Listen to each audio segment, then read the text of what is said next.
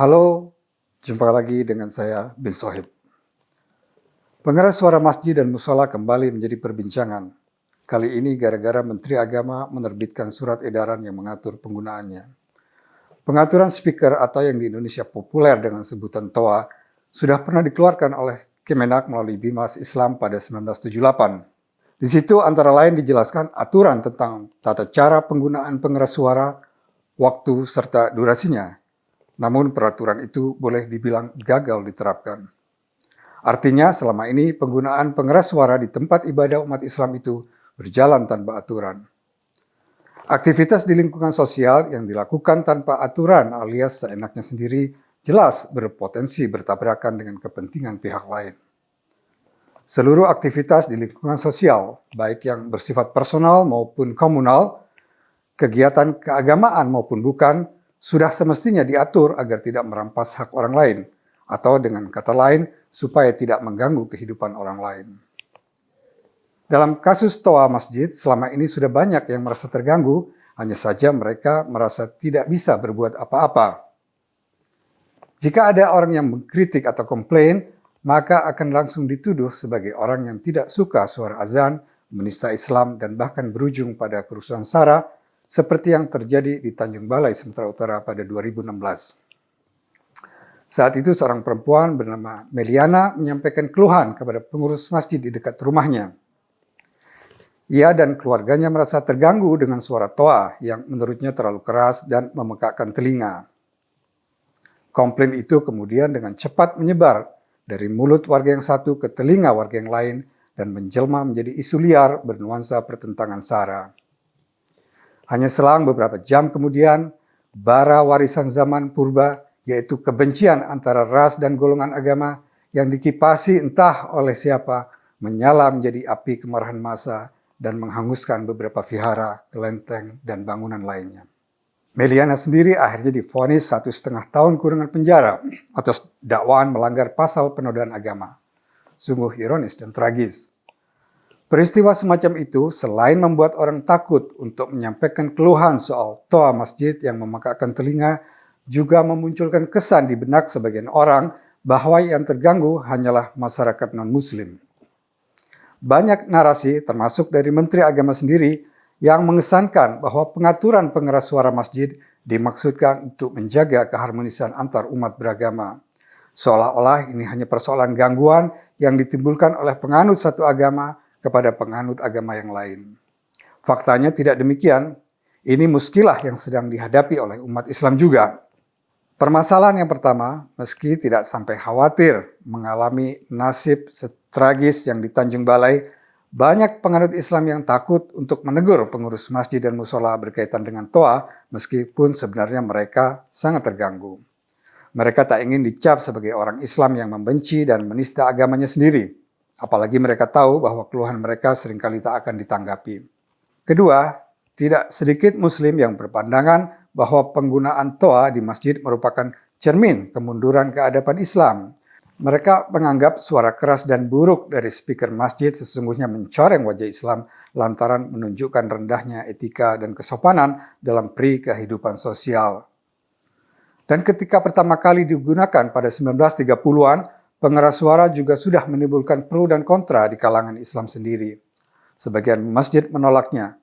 Sejak 1960-an, dengan masuknya merek dagang toa dari Jepang, penggunaan speaker di masjid dan musola-musola di Indonesia meluas, meski masih ada yang bertahan untuk tak memakainya. Bahkan Masjid Agung Al-Azhar Jakarta yang dibangun pada 1958, baru pada 1970-an bersedia menggunakannya. Namun, semakin lama penggunaan toa semakin merata, dan entah bagaimana ceritanya, pengeras suara akhirnya seperti masuk menjadi bagian tak terpisahkan dari aktivitas peribadatan di masjid dan musola. Hanya dalam kurun waktu sekitar 50 tahun sejak pertama kali teknologi pelantang suara itu digunakan, toa menjelma menjadi peralatan yang seolah wajib. Sebuah masjid atau musola akan dipandang aneh dan nyeleneh jika tidak menggunakan toa dalam aktivitas keagamaannya. Tentu saja hal ini disambut gembira oleh produsen toa. Indonesia sebagai negara dengan jumlah masjid dan musola terbanyak di dunia merupakan pasar raksasa bagi produk mereka. Apalagi hampir semua masjid menggunakan lebih dari satu toa. Sastrawan Muslim Angkatan 66 dan penerjemah andal bahasa Arab Indonesia, Ali Audah, pernah menulis soal pengeras suara masjid ini. Saya kutipkan sebagian secara persis artikelnya yang dimuat di harian kami edisi 26 Maret 1971 itu. Kita lihat dari segi agama misalnya, dapatkah dibenarkan menggunakan suara-suara keras untuk keperluan ibadah yang akibatnya sampai begitu jauh keluar dari batas lingkungan? Jelas ini termasuk perbuatan riak dan ujub yang dilarang oleh agama, di samping mengganggu orang lain yang juga akan melakukan ibadah di rumahnya.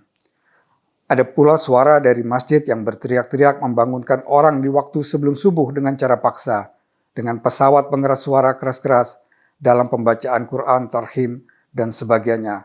Malah yang dipasang cukup kaset saja. Padahal kita tidak mengetahui keadaan lingkungan kita. Tidak semua orang senang dengan itu. Orang yang beribadah di rumahnya sendiri akan terganggu dan mungkin juga ada yang sedang sakit. Ayat-ayat Quran dan hadis cukup banyak yang melarang kita menggunakan suara-suara keras dalam beribadah. Apalagi kalau dengan pesawat pengeras suara yang ratusan kali lebih keras dari suara biasa. Malah masjid yang terlalu ribut dan bising akan kehilangan kesahduannya dan tidak lagi seperti tempat ibadah. Bahkan bisa dianggap sebagai masjid zirar yang disuruh hancurkan oleh Rasulullah. Kalau Rasulullah memilih Bilal sebagai muazin, bukan karena suaranya yang keras, tapi karena kemerduannya. Itu yang dikatakan oleh sastrawan Ali Audah. Sejak saat itu hingga hari ini banyak umat Islam yang menyuarakan keprihatinan atas persoalan toa itu. Dari aktris Zakia Adiameka hingga mantan Wapres Yusuf Kala. Keluarga besar saya juga pernah terlibat langsung dalam satu peristiwa yang berkaitan dengan persoalan ini.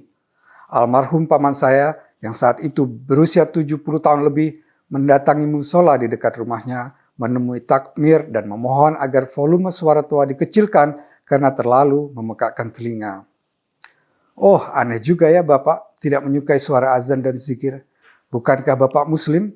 Kata salah seorang pengurus masjid menanggapi permintaan paman saya itu. Mendapat respon seperti itu, paman saya merasa geram dan balik bertanya. Anda sebagai seorang Muslim, saya yakin Anda menyukai ayat-ayat suci Al-Quran. Tapi bagaimana seandainya saya membacakannya keras-keras di telinga Anda? Pengurus masjid itu terdiam dan berjanji akan mengecilkan volume suara toa, namun itu tak pernah terjadi.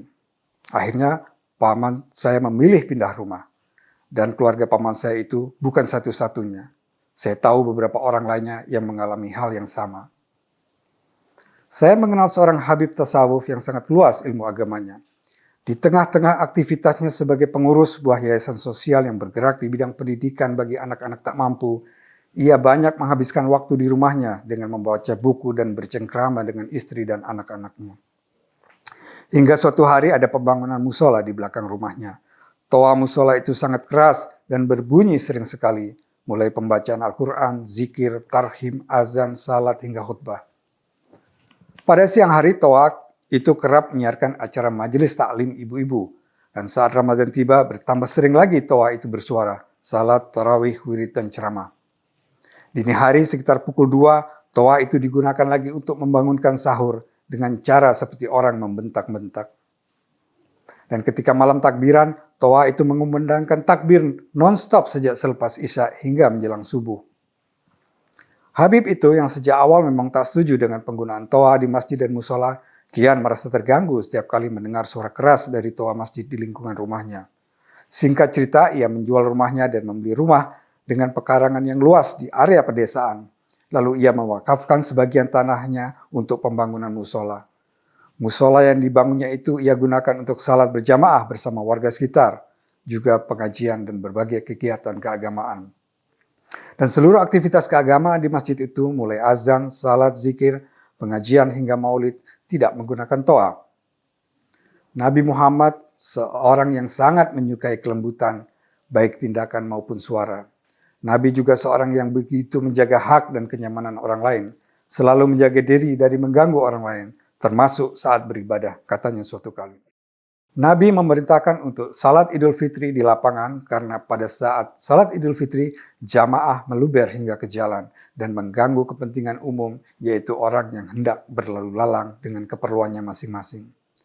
Dan Nabi tidak ingin acara ibadah yang pada dasarnya merupakan keuntungan dari para pelakunya, yaitu memperoleh pahala dan ketenangan rohani, harus berdiri di atas kerugian orang lain yang tak ikut beribadah. Bercermin dari tarikh kepribadian dan perilaku Nabi, saya yakin bahwa Nabi tak akan menyukai suara keras dari masjid. Itu yang ia katakan saat saya tanyakan alasannya tak menyetujui penggunaan toa untuk masjid dan musala. Melihat itu semua, kita boleh yakin bahwa pengaturan penggunaan pengeras suara masjid pada dasarnya demi menegakkan ajaran Nabi yang sesungguhnya. Pengaturan itu untuk meluruskan makna syiar yang direduksi sebagai siar dalam pengertian menyiarkan dengan keras melalui toa, apalagi yang sampai mengganggu ketenangan orang lain.